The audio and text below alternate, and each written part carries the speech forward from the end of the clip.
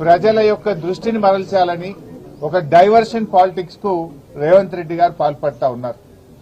మాకు తెలుసు రేవంత్ రెడ్డి గారు ఇలాంటి ఇంకా అక్రమ కేసులు చాలా పెడతారని, ఇంకా మాలాంటి చాలా మంది నాయకుల మీద కూడా ఇలాంటి అక్రమ కేసులు ఆయన పెడతాడని. వీటన్నిటినీ ఎదుర్కోవడానికి మేము సిద్ధంగా ఉన్నాం. మాకు తెలంగాణ ప్రజలు ముఖ్యం, ఈ రాష్ట్రం ముఖ్యం. ఎన్నో పోరాటాలతోని త్యాగాలతోని తెలంగాణ తెచ్చుకున్నాం. తెలంగాణ బాగుండడం, తెలంగాణ అభివృద్ధి చెందడం, తెలంగాణ ప్రజల సంక్షేమం బీఆర్ఎస్ పార్టీకి అత్యంత ముఖ్యమైనది.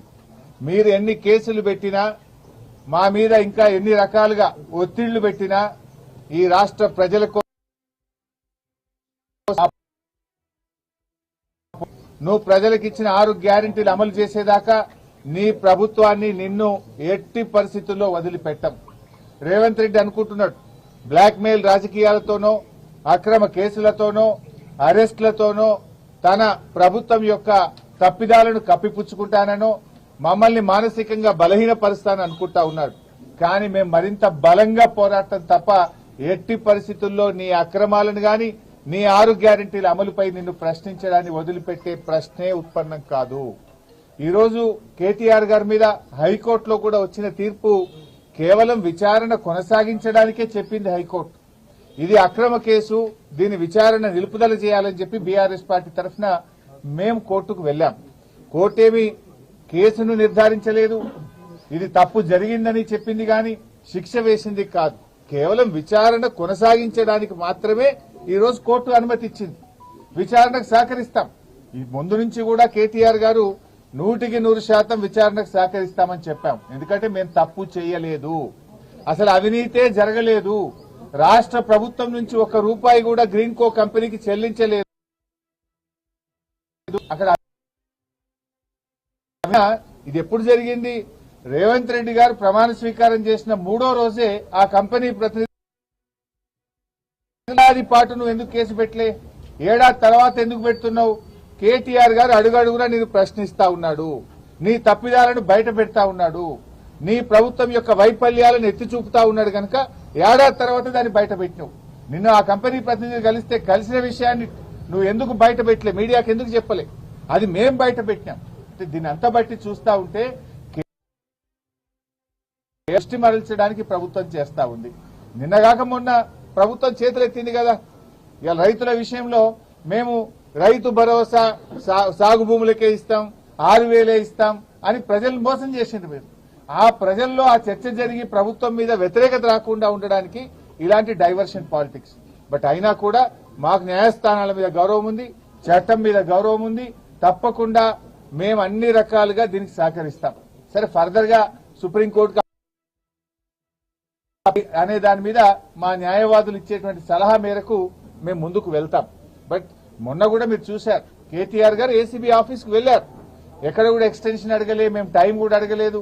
వాళ్ళు నోటీస్ ఇస్తే మేము వెళ్ళాం. ఎందుకంటే తప్పు చేయలేదు కనుకనే ధైర్యంగా విచారణకు పిలిచారు. తప్పకుండా వెళ్తాం. ఎట్టి పరిస్థితుల్లో విచారణకు మేము వెనుక వెళ్ళట్లేదు. కాకపోతే ఈ ప్రభుత్వం తీరు బాగలేదు కనుక న్యాయవాదులతో నేను వెళ్తాననే కేటీఆర్ గారు అన్నారు తప్ప దాదాపు 45 నిమిషాలు విచారణకు వెళ్లడానికి రోడ్డు మీద నిలబెట్టినా కూడా ఓపిక్ గా కేటీఆర్ గారు ఏసీబీ ఆఫీస్ ముందు నిలబడ్డారు. దట్ మీన్స్ మేమే తప్పించుకోవాలని కాదు, ఎందుకంటే మాకు తప్పు చేయలేదు అనేటువంటి పూర్తి నమ్మకం మాకుంది. అక్కడ అసలు అవినీతే జరగలేదు. ప్రభుత్వ ఖజానా నుంచి 1 రూపాయి పోకుండా నువ్వు అవినీతి జరిగిందని ఎట్లంటావు? అవినీతే జరిగిన ప్రశ్నే లేదు అక్కడ.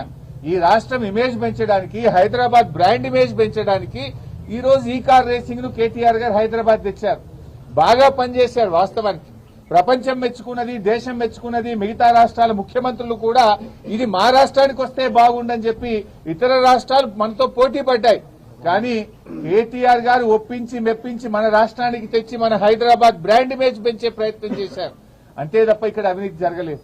ఈ రోజు కేవలం ఇది ఒక కక్ష సాధింపు తప్ప ఇంకోటి లేనే లేదు. డైవర్షన్ పాలిటిక్స్, కక్ష సాధింపు చర్యలకు రేవంత్ రెడ్డి గారు పాల్పడతా ఉన్నారు. సరే, నువ్వు ఎన్ని రకాల ప్రయత్నాలు చేసినా మా పోరాటం ఆగదు. మా లక్ష్యం తెలంగాణ ప్రజల సంక్షేమం, మా లక్ష్యం తెలంగాణ రాష్ట్ర అభివృద్ధి, మా లక్ష్యం పోరాడి తెచ్చుకున్న తెలంగాణ. కేసీఆర్ గారు 10 ఏళ్ల కాలంలో అనేక రంగాల్లో ఈ రాష్ట్రాన్ని అగ్రభాగాన నిలబెట్టారు. అది కొనసాగింపే మా లక్ష్యం. మేము అధికారంలో ఉన్నా ప్రతిపక్షంలో ఉన్నా మాది తెలంగాణ ప్రజల పక్షం. ఆ తెలంగాణ ప్రజల పక్షాన మేము నిరంతరం పోరాటం చేస్తాం. ఇవాళ రేవంత్ రెడ్డి గారు ఇలాంటి కేసులు ఇంకా కూడా పెట్టొచ్చు, కానీ మేమెవరం కూడా అధైర్యపడే ప్రశ్నే లేదు. అందరము కలిసికట్టుగా పార్టీ వీటిని ఎదుర్కొంటుంది. సో కేటీఆర్ గారు కూడా ఆయన సంపూర్ణమైన విశ్వాసంతో ఉన్నారు, మేమందరం కూడా సంపూర్ణమైన విశ్వాసంతో ఉన్నాం. ఈ కేసు కేవలం ఒక కుట్రపూరితమైన కేసు, ఇక్కడ ఎలాంటి తప్పు జరగలేదు గనక ఆయన కడిగిన ముత్యంలాగా రేపు బయటకు వస్తారు. మాకు ఆ ధైర్యం ఉంది గనక, తప్పు చేయలేదు గనక విచారణకు వెళ్తాం. మేము న్యాయస్థానాలకు సహకరిస్తాం, అధికారులకు కూడా సహకరిస్తాం.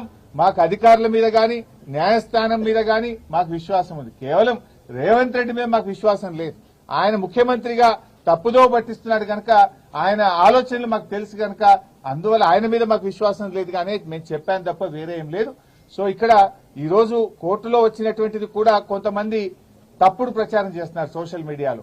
ఏదో శిక్ష పడ్డదనో, అసలు కేసే ఓడిపోయిందనో, ఏదో తప్పు జరిగిందనే విధంగా కొంతమంది సోషల్ మీడియాలో కొంతమంది కాంగ్రెస్ పార్టీ నాయకులు పిచ్చి కూతలు కూస్తా ఉన్నారు. ఇక్కడ చెప్పదలుచుకుంది ఏంటంటే, అసలు విచారణే ప్రారంభం కాలేదు. ఇది తప్పుడు కేసు, దీన్ని క్వాష్ చేయాలని మేము వెళ్ళాం. ఇక న్యాయస్థానం విచారణ జరగాలి అని అన్నదే తప్ప ఇక్కడ తప్పు జరిగిందనో, అవినీతి జరిగిందనో, శిక్ష వేసిందో అనే ప్రశ్నే లేదు ఇక్కడ. కానీ కొంతమంది ఏంటంటే ఏదో తప్పుడుగా సోషల్ మీడియాలో